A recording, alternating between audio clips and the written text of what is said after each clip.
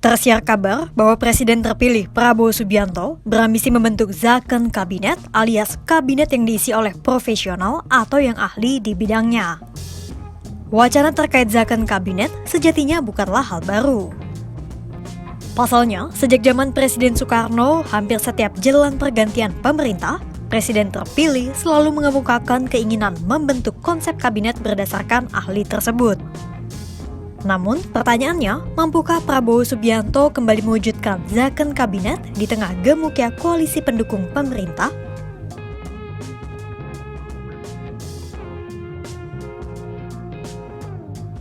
Sebelumnya, mari kita memahami terlebih dahulu apa itu Kabinet Zakon.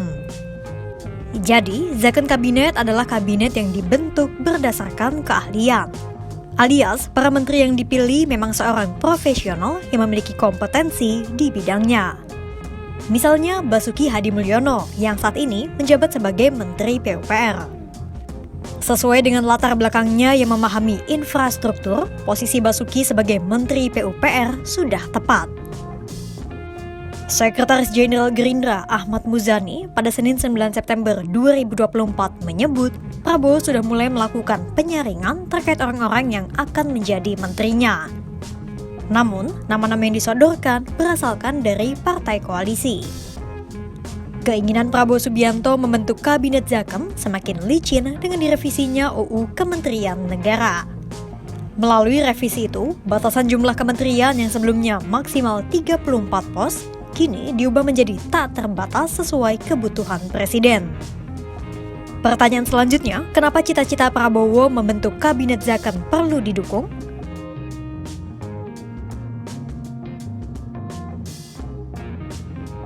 Mimpi Prabowo membentuk Zakon Kabinet sudah sepatutnya untuk didukung.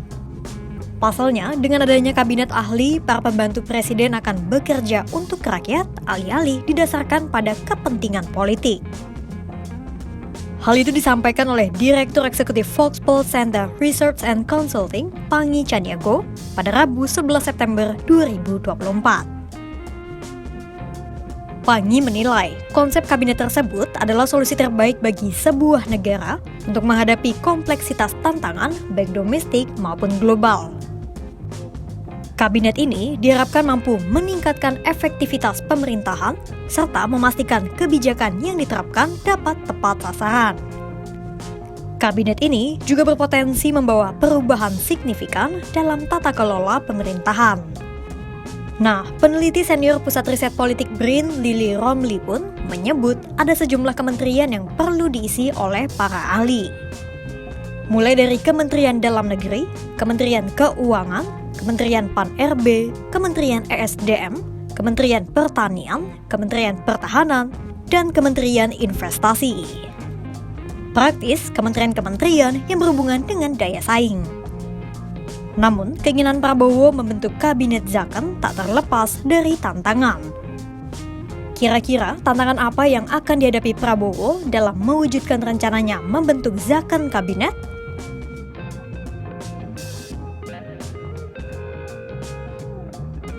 Pengamat politik dari UIN Syarif Hidayatullah, Adi Prayitno menyebut tantangan terbesar adalah faktor politik. Menurutnya, Zakon Kabinet sulit terwujud jika masih terikat pada kepentingan politik partai pengusung. Dan itulah tantangan yang akan dihadapi oleh Prabowo Subianto. Pasalnya, koalisi gemuk yang mendukung pemerintahan Prabowo Subianto dan Gibran Rakabuming saat ini terdiri atas 10 partai. Mulai dari Partai Gerindra, Partai Golkar, PAN, Partai Demokrat, PBB, Partai Gelora Indonesia, PSI, Partai Garuda, Partai Rakyat Adil Makmur atau Prima, dan Partai Nasdem. Sementara, dari 10 partai koalisi Prabowo Gibran, 5 diantaranya lolos ke parlemen, yaitu Partai Gerindra, Golkar, PAN, Demokrat, dan Nasdem.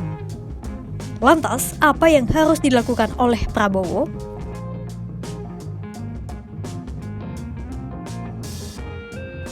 Pangi menyebut sangat wajar apabila parpol yang membantu kemenangan Prabowo di Pilpres 2024 mendapatkan jatah menteri.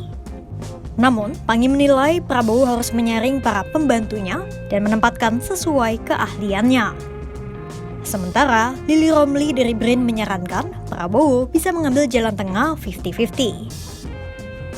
Alias, Prabowo bisa mengisi setengah posisi kabinet dengan kader partai yang memang memiliki keahlian di bidang terkait. Sementara, setengah lainnya diisi oleh para profesional kompeten non-partai. Lantas, apa yang sudah dilakukan oleh Prabowo?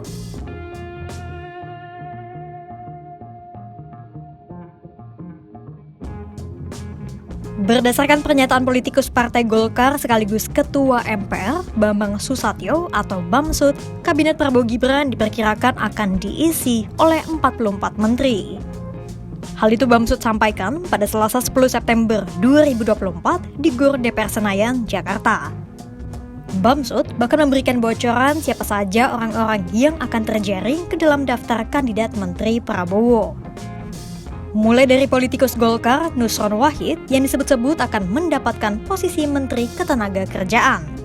Kemudian ada juga Wakil Ketua PAN Viva Yoga Mauladi, yang juga akan mendapatkan jatah kursi menteri. Menurut Bamsud, PAN akan mendapatkan 5 kursi menteri di kabinet mendatang. Meski demikian, sampai saat ini Prabowo Subianto belum membocorkan siapa saja menteri yang akan membantunya dalam pemerintahan mendatang.